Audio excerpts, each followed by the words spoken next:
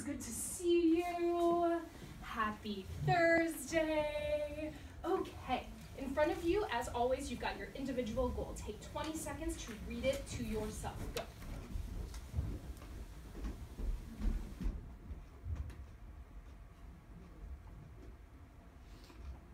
When I say go, turn and talk to your partner and tell them in your own words, what is your goal today?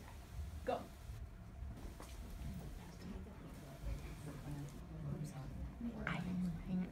Great. Putting together details to make sure that I can synthesize the big idea and tell Great, what let's each come back section together.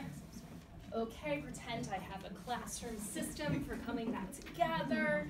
Okay, great. So, scholars, take a look at this text we're going to read today. And I want you to look at, as we always do, title, notice the photos, the caption, the subheadings. What genre is this text? Tina, what is it? Nonfiction. Yeah, how'd you know? I know it's nonfiction because there's subheadings, there's real life pictures. Yeah, exactly. And so we also can immediately get a sense of the topic. What do you think this topic is all about? Turn and talk to your partner. Go. I think this topic is all about animals and the medicines that they have. I think it's Great, let's also come back about together. how animals stay healthy. And Laura, you had such a smart idea. Go ahead and share with us. What do you think the topic is going to be about? I think the topic's going to be about how wild animals use their own bodies as a form of medicine when they're sick. So on the top of your page, like we always do, go ahead and jot your topic. You'll see that I jotted mine here. I wrote medicine. Go ahead, jot your topic, just like we always do. You can jot it in your own words.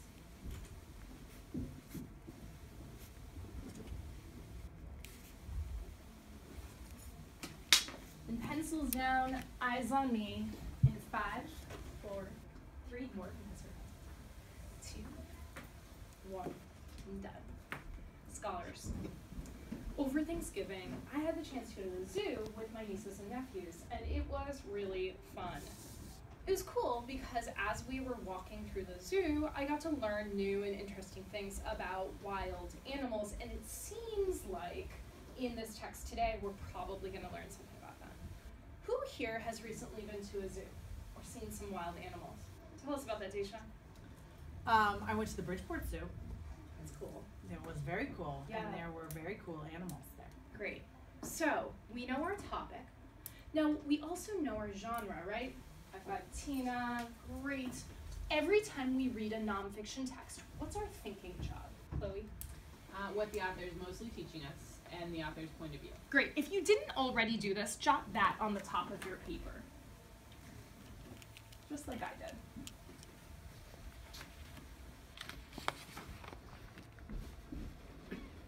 Okay.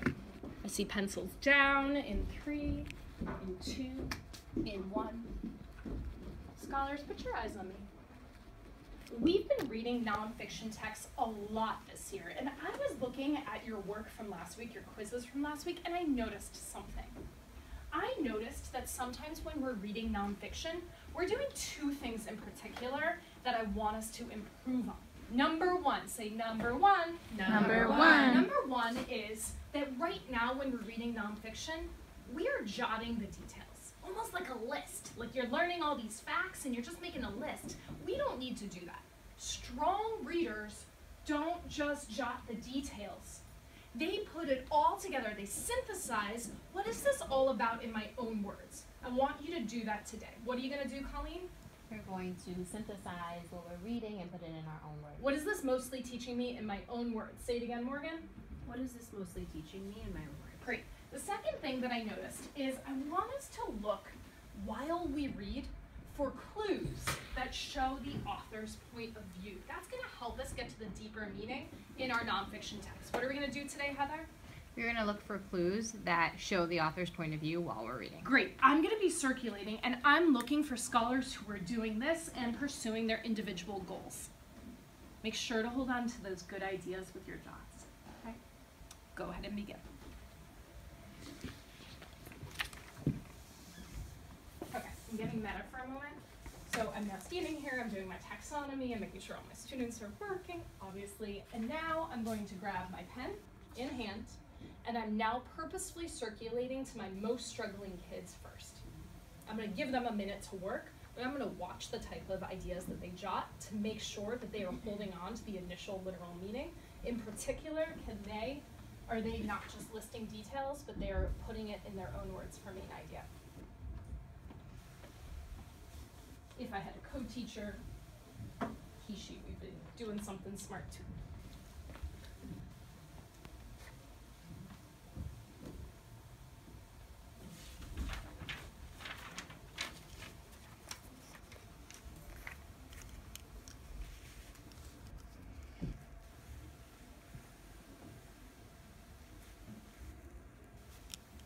And I'm now going to conference loudly. Hi, Colleen. Hi. What's your goal again today? My goal is to synthesize and ask myself, what's the section mostly teaching me? Yeah, so look at me.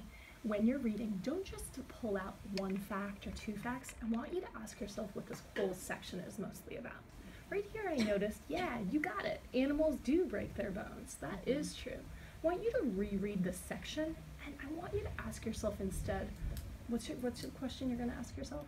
What's this section mostly teaching me? And I want you to try to put it in your own words, okay? Don't just list one little fact. I want you to put it, the whole thing in your own words, this whole thing, okay? The whole thing, okay. This whole thing right there, okay.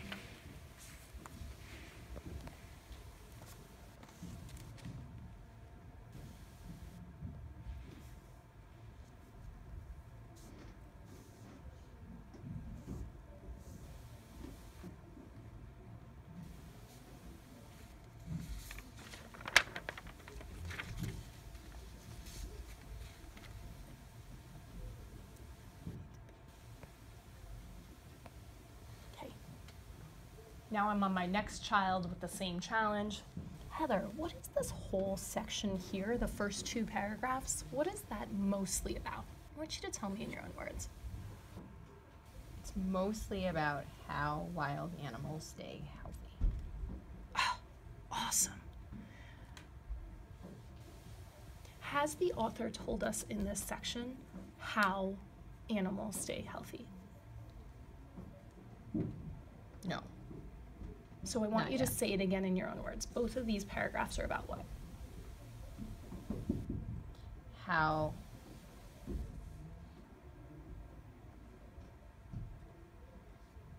animals get different examples of animals getting sick.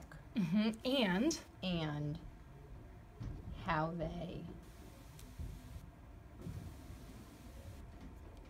stay healthy, but Yeah. not telling how. great.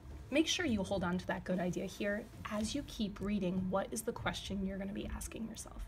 What is this section mostly teaching me? Right, and don't just list those facts. Make sure you put it in your own words. Okay.